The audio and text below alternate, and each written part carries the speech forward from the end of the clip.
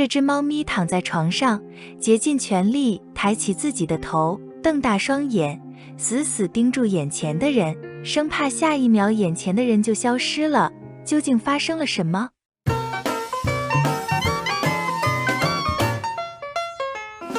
很多猫咪在感知自己即将临死时，就会找到一个主人找不到自己的地方，甚至是离家出走，独自等待死亡的降临。然而，有些猫咪却利用生命的最后一刻陪伴主人，鼓励主人坚强。视频中，这只猫咪在生命尽头的最后26秒内，并没有独自找一个地方等待死亡的来临，而是尽力用生命中最后的26秒和主人说再见。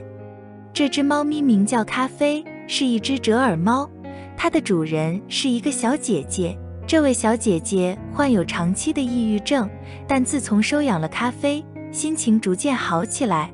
而咖啡也很喜欢黏主人，不管是休息还是玩耍，都会寸步不离地待在主人身旁，陪伴小姐姐度过了多年的幸福时光。然而幸福的时光总是短暂的，在咖啡11岁的时候被医生宣告患有腺癌，为了让咖啡多活得久一点，小姐姐花光了自己的所有积蓄，甚至预支了工资，给她买专门的食物。可惜还是没能让咖啡在这美好的世界上多待一会。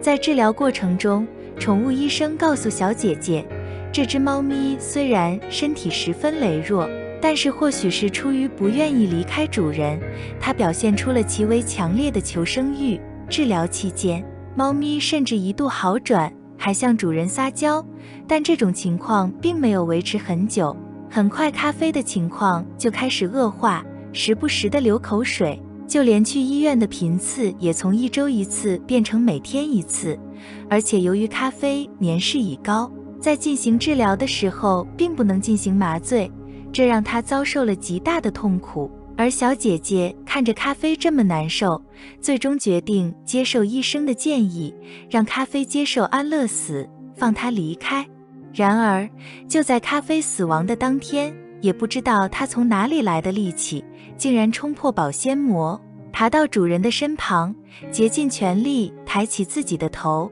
瞪大双眼，死死盯住小主人，生怕下一秒自己就离开，看不到主人的面庞了。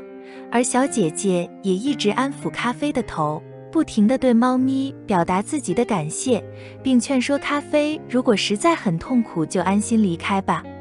而咖啡看到主人说着说着落泪，它也趴在一旁开始抽噎起来，身体不停地颤抖着。也许是还在担心主人的病情，所以咖啡一直睁大眼睛，不愿意离开。最终在小姐姐的说服与保证下，咖啡才含泪在主人怀里离开。